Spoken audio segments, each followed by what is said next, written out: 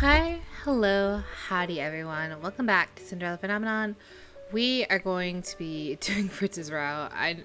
For those of you who have been waiting, I am so sorry. Chapter 4, let's go.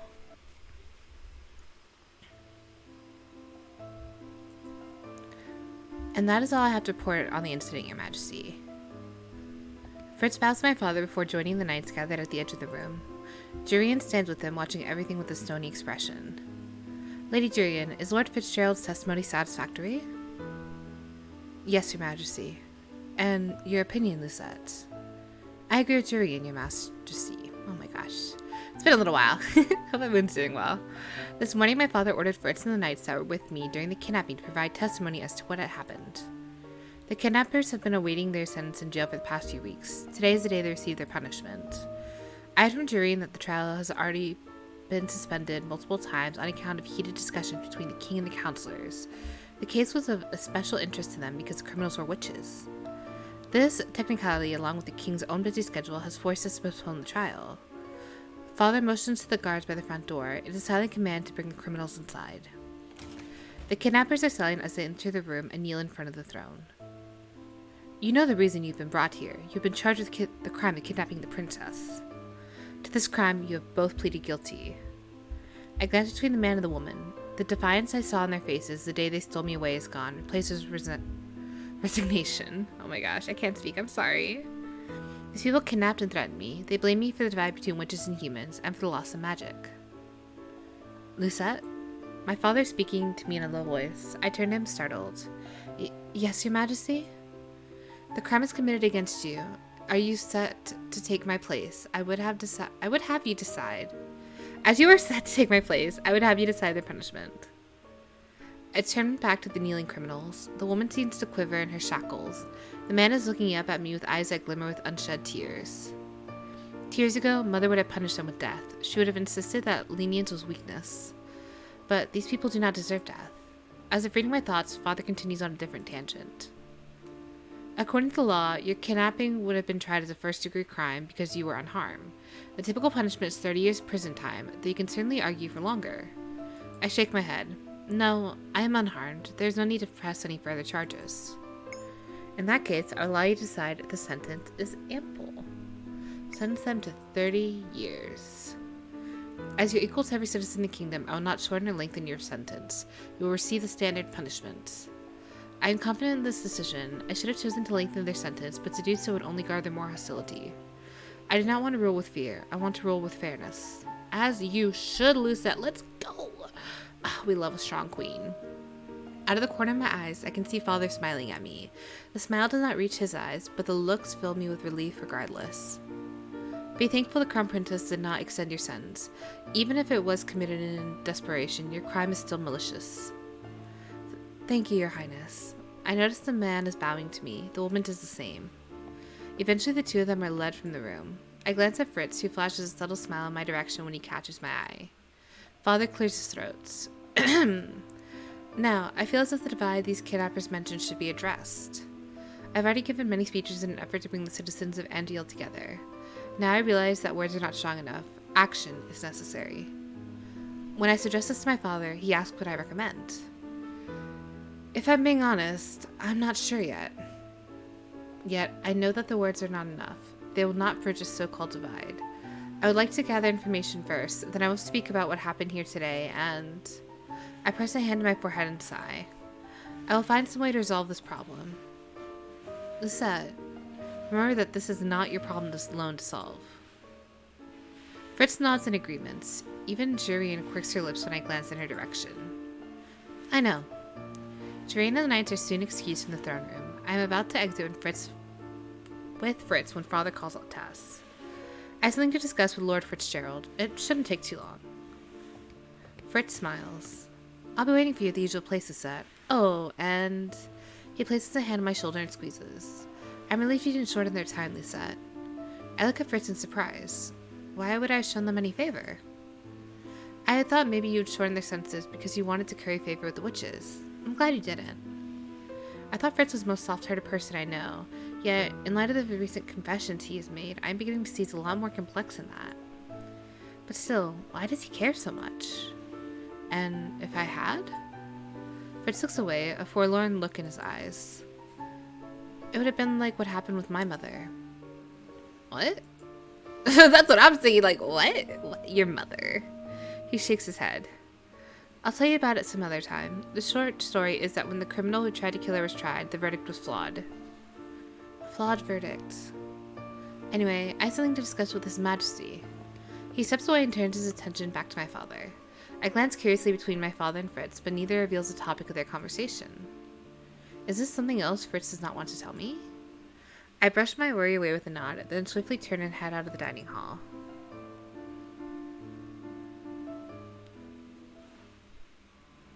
I decide to head to town with 3 night escorts.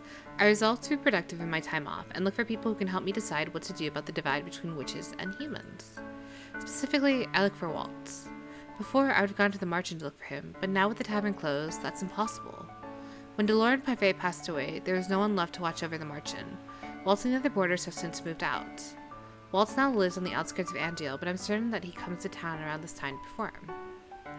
There's no doubt in my mind that Waltz will be able to tell me more about the recent treatment of the witches. I search the whole town square for Waltz, but he is nowhere to be found.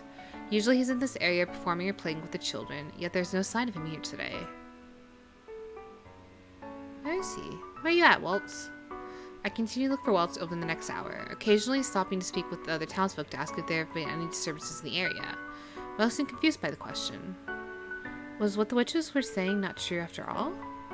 I'm still searching when someone calls my name, pulling me from my thoughts. Princess! Princess Lisette! I turn my heels and see a familiar man striding toward me with a bright smile on his face.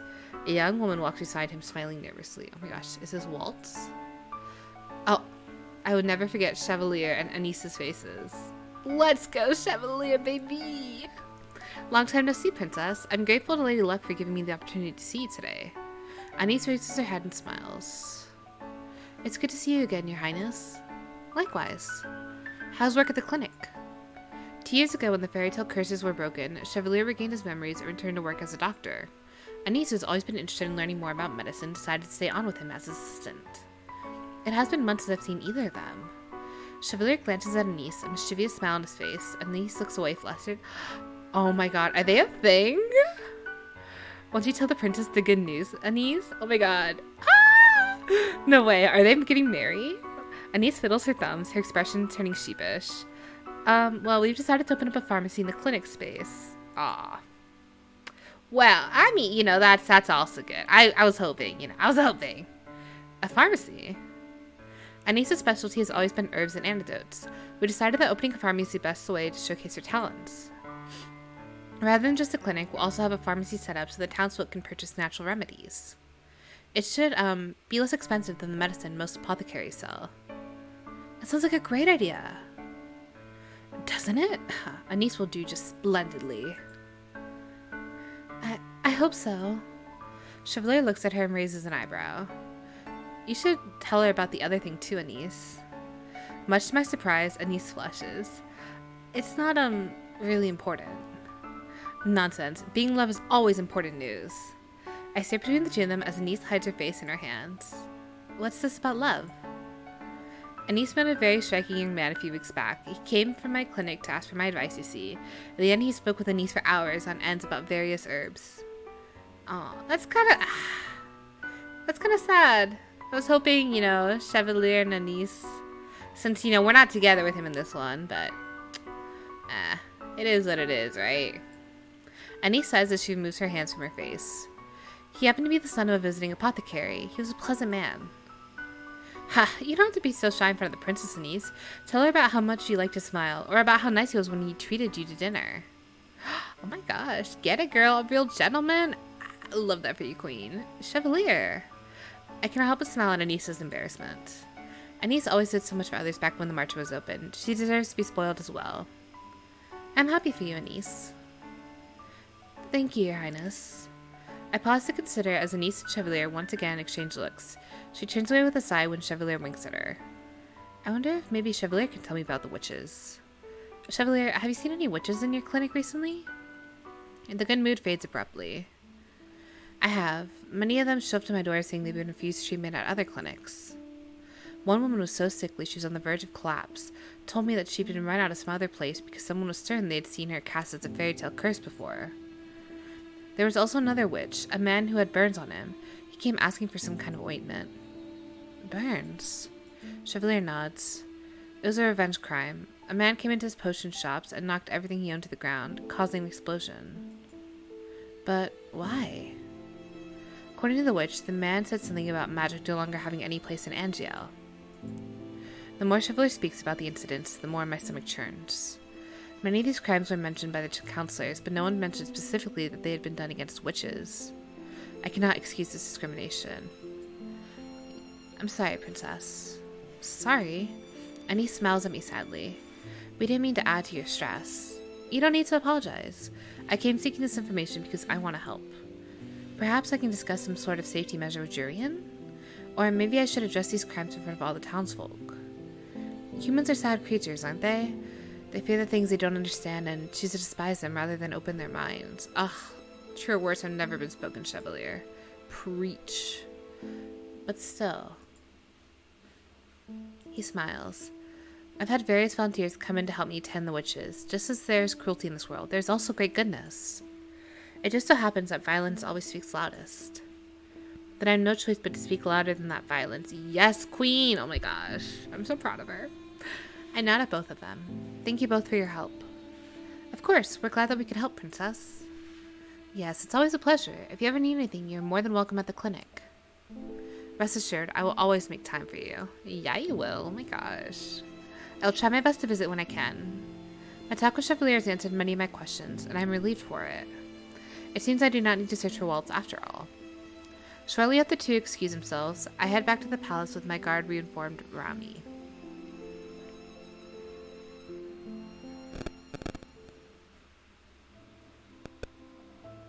No sooner have I returned than I'm met by another familiar face. Emmeline is running towards me with a package in her hands. Her smile is exuberant. I'd have a feeling you'd be back soon, Lucette. Emmeline, why are you waiting for me? I wanted to be the one to deliver this to you. Emmeline holds the package out to me. What is this?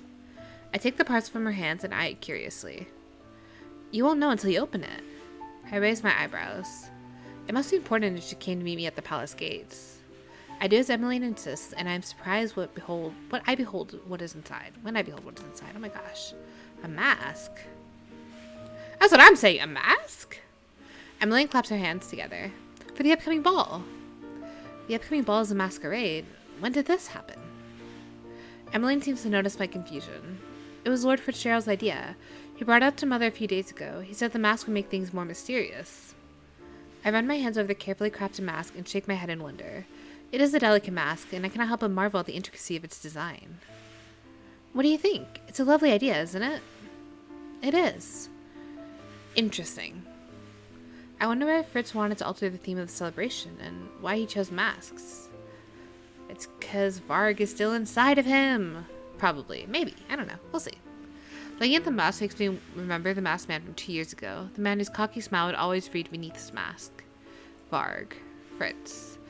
Their personalities were like night and day, and yet they're the same person. That is why, even if Varg was somewhat overwhelming, I loved him regardless. How could I not when he was a part of Fritz? Besides, Varg did a great many things for me back then too. Whether of his own volition or not, he was still my knight. Except instead of in shining armor, he wore a masquerade mask and an ominous-looking cloak. Varg's tuxedo mask confirmed? Lucette. Emmeline laughs when I startle. Rod was right. I do just need to say your name loud enough. Mood. I was just appreciating the mask. Did you buy this for me? Emmeline shakes her head. No, it's from Lord Fitzgerald. Fritz bought this mask for me? I clear my throat and carefully set the mask back in its package. Do you know where Fritz is now, Emmeline? I can't say that I do. Sorry, Lucette.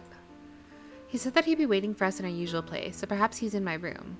The two of us always meet there before we begin our practices. It's no worry. I'll find him on my own. I tuck the package beneath my arm. Thank you for delivering the mask. Oh, it's no problem. I wanted to be the first to see the wonder on your face. I look at her, suddenly curious. What of your mask? Have you already purchased one? Yeah, earlier today. She flushes. I found a special mask from Briganta, and I purchased it on a whim. Oh, aren't Brigantan masks especially flamboyant? That does not seem your style, unless... Oh my gosh, I raised an eyebrow. Are you trying to impress someone?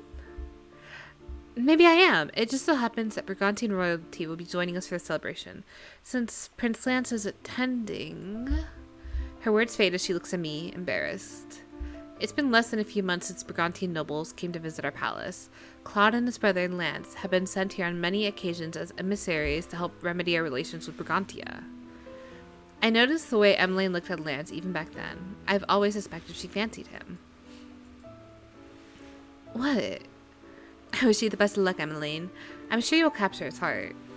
I grinned as I passed a rosy-cheeked Emmeline. My first thing I noticed upon my return is that Fritz is seated beside my window. The minute I step inside, he looks up at me. He eyes the mask with a smile. Oh my gosh, I'm sorry, guys. I'm so sorry. So, Emmeline delivered the mask to you. What do you think? I think it's beautiful and mysterious. Fritz laughs. The sound of it relieves my heart. You say it like you're not so sure. Because I'm not. I have never attended a masquerade before. I stepped forward and raised my eyebrows at him. I heard from Emmeline that it's you who suggested this. May I ask why? I'm sorry, Lucette. It was for an entirely selfish reason. I wanted to give you a mask, and I wanted to see you wear it. I had a lot of fun designing it for you.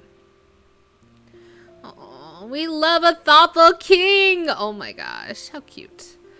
Fritz, you designed this mask? I did. I wanted to do something special for you. And also... He leans forward, eyes glinting with mischief. In a masquerade, one can show off a completely different part of themselves. It's like being a masked performer in a theater show. He leans back and laughs. I thought it'd be nice to be someone else for a change. Someone else? You'll see. He stands and crosses his arms. Before we head out to our practice, you remembered early in the throne room I mentioned a trial? The trial that involved his mother. Yes, I remember. You said you would tell me more about it the incident when you're feeling up to it. Well, he looks at me a little uncertainly. I've been thinking about it since this morning, so I'd like to share the story with you now, if you don't mind. I'm afraid it's a very dreary tale, though. You know that I'm used to those sort of stories by now, Fritz. 2 years ago, my life was a nightmare. But Fritz shouldered those miseries with me. He tried to protect me from them. The least I can do is try to understand his own sadness. I will listen regardless, Fritz, so please, tell me. What happened? I told you before I lost my mother when I was very young, right? I was only 3 years old. This means this was before I was even born, before Mother's reign. I put a hand to the pocket where I keep Fritz's knife. His mother's knife. Before he told me that if she had this knife on the day she was killed, things would have been different. Have I ever told you that my mother was a teacher, Lucette? I look at him wide-eyed. No, you haven't. She was a language teacher. She was the reason I grew up learning bits of other languages. Even after she died, I read her lesson plans because I thought they would make me feel closer to her. I can't help but recall the word that Fritz taught me before. The one he said was from an ancient language. Adwiva. Did his mother teach him that word? Or did he learn it after she died? Anyway, I digress. My mother is a language teacher who took on many students. Nobles, commoners, children. She would teach anyone who had motivation. My father always told me she loved what she did. She was happy. We all were. He leans against the wall with a sigh. Despite the sunlight blanketing the room, the air feels dreary, heavy. Then she took on the student that would eventually kill her. My father says he was a Burgundian nobleman who wanted to learn the Sedilian language. Most likely it's because he had business connections with Seidel. That doesn't seem like such a strange request. Seidel is a neighboring kingdom after all. It makes sense that he would have connections there. Anyway, Mother used to visit this man every other day. He paid my mother more than necessary and was a fast-learning student. But then one day, word of a scandal began to spread around Angiel. Word was the nobleman was involved in some illegal trade with Sedilian businessmen. My mother could confirm the suspicions. She found proof of the illegal trade deals in the nobleman's own letters. Apparently, the letters had gotten mixed into my mother's lessons plan by accident. They were written in language only she could understand. Shortly after, my mother notified the king. The nobleman mysteriously disappeared. The day after, my mother was found murdered in an alley. The knife in her chest had been bought that day by a young man no one recognized. It turned out he was a hired killer. I stare at Fritz in shock. You believe that the nobleman sent a killer after your mother because she spread a rumor about him? It was the truth, not a rumor. A truth that soiled his reputation. Fritz's eyes are stormy, his mouth set in a tight line. At first I think he's glaring at me, and then I realize he's glaring through me. His anger is reserved for a memory. The killer was brought to the palace to be tried. He confessed that he was only a hired hand, but nothing came of the questioning him about his employer. Fritz sighs. The hired killer never had any physical contact with the nobleman who hired him. My father suggested torture as a means of getting information out of the murderer, but the king refused. The killer was sentenced to lifetime in prison, but the nobleman who paid him was never found, and so he was never tried in courts. Though my father tried to link the nobleman to the murder, King Hanadio argued that there was no conclusive evidence that he had hired the killer. It was all circumstantial evidence. My father must have investigated further. There's no way he would let such a crime go unpunished. Yes, the investigation was extended, but nothing conclusive was found. Though my father tried to keep the investigation running, the king eventually disbanded the effort, claiming they were only hitting dead ends. The look on Fritz's face is so mournful that I cannot help reaching for his hand. All I want is to anchor him in the present, to get him away from his memories. I squeeze his hand, and Fritz turns to me with a grimace. After that, nothing happened for a while. I was too young to understand where my mother had gone. My father became distant. I distinctly remember him disappearing for long stretches of time. He was gone longer than he'd ever been before, and I almost always had someone else in the manor with me. His expressions flatlined. Then one day, he came home covered in blood and told me that justice had been served. I stare at him. He killed the nobleman? I didn't realize it until much later, but yes. He made him confess, and then he killed the nobleman himself.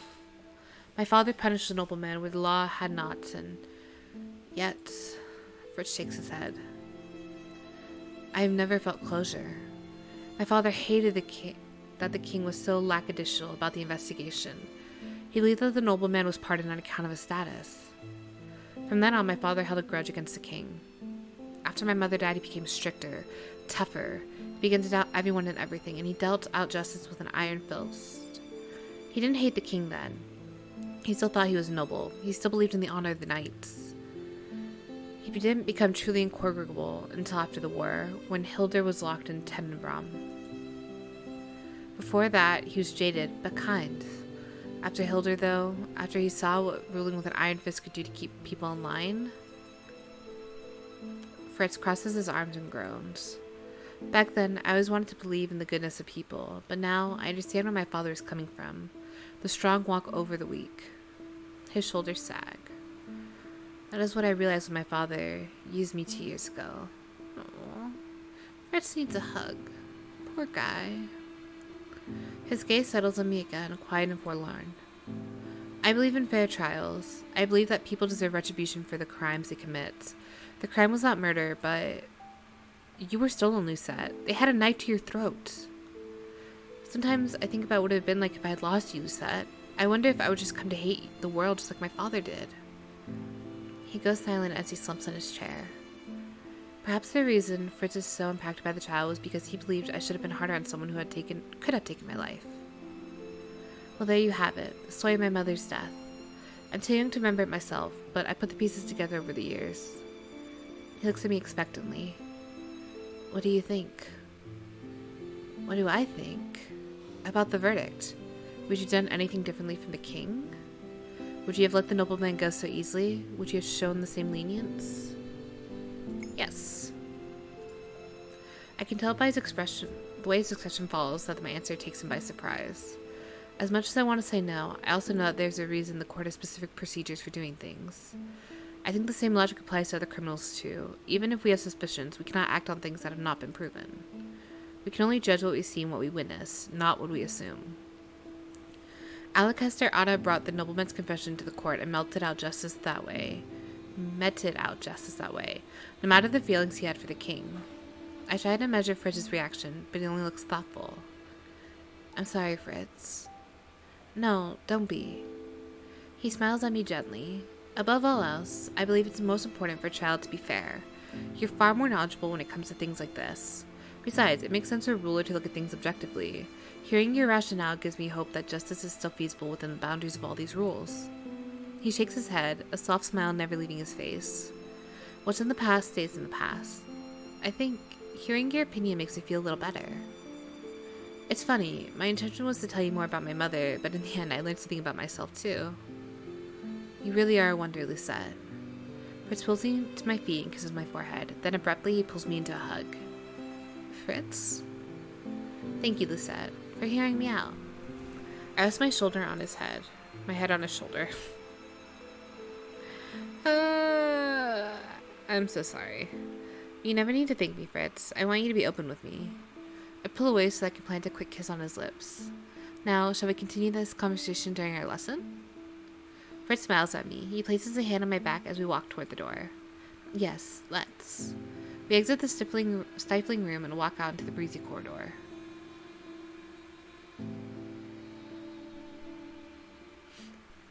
Oh, this is a long chapter. The rest of the week passes by in a blur of meetings, classes, and practices. When I'm not busy practicing with Fritz in the forest, he takes me to town. There, the two of us go searching for evidence of discrimination against witches. Ever since I spoke with Chevalier, I've been unable to rest. Fritz has agreed to help me gather information, and unsurprisingly, he's able to compile more evidence than me. He may no longer be a knight, but he's still incredibly good at work that requires subtlety or stealth. By the end of the week, the two of us compiled a long list to present to the counselors upon our next meeting. I'm grateful that this week has come to a close until I realize belatedly that the masquerade my father's been preparing for is tonight. Fritz makes me promise that I will attend before departing to discuss important matters with father.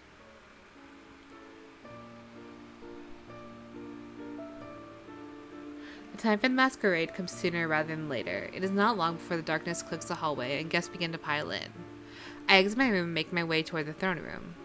The mask on my face feels heavy enough, even though it is perfectly suited to my face. No one has seen me wearing it yet, not even Emma Lane. I hope it doesn't look too ostentatious. Oh my gosh, girl, you look so cute! Oh, I love it. I love her hair. I love the mask, the flower. Oh, chef's kiss. Chef's kiss to the artist. I put a hand to one of my dress's inner pockets. Tucked inside is Fritz's knife. It is a strange good luck charm, but it makes me feel more confident as I walk into the throne room. The first thing I notice upon entering the throne room is that everyone is masked, most of the women wearing beautifully designed gowns that shimmer with the dark colors of nighttime. The men don black coats and vests and wear bright smiles that offset their dark masks. Some of the ladies smile and laugh behind feathered fans. I take in the sight, wondering at the atmosphere of mystique. I am startled when the announcer beside the door appears and with a bow calls my full title and name to the gathered crowd. I search the faces of everyone gathered, but the guest expressions are hidden behind their fans. My heart tightens at the sight. Why am I so nervous? I began to make my way down the stairs, offering words of greeting to all those who approach me. I cannot help noticing the nobles are more brazen on this night. Ladies titter their grin behind their fan, and more than a few men wink at me. It's like they're different people. I'm still meandering through the crowd, searching for familiar faces, when I notice a man in attire similar to Fritz. Fritz? The man turns, but it's not Fritz, only some masked nobleman. I quell the disappointment inside me and turn around to begin my search anew. Looking for someone, princess. I nearly stumble right into the man behind me, and have to take a few steps back to put some distance between us. I look up and freeze when I see the mask. Oh my gosh. Both his eyes and his mask are so familiar, I cannot help but be shocked. His face, complete with a cocky grin, gives me the strange sense of deja vu. I cannot speak, only stare at him dumbfounded. It's been a while. Look in his face in the mask. It's Varg's face, but no, it can't be. Varg doesn't exist anymore. Not as his own person. It's only been a few hours. Fritz's eyes twinkle with mirth. Sarcastic as always, I see. He takes a step forward. I'll have you know, I plan on going by a different name tonight. Oh? Tonight, you may call me Varg. I stare at him, nonplussed. He holds out a hand. The grin never leaves his face. What do you say to just one dance, princess? Come on, I don't bite. I look at Fritz quizzically. What does he hope to accomplish with this change in character?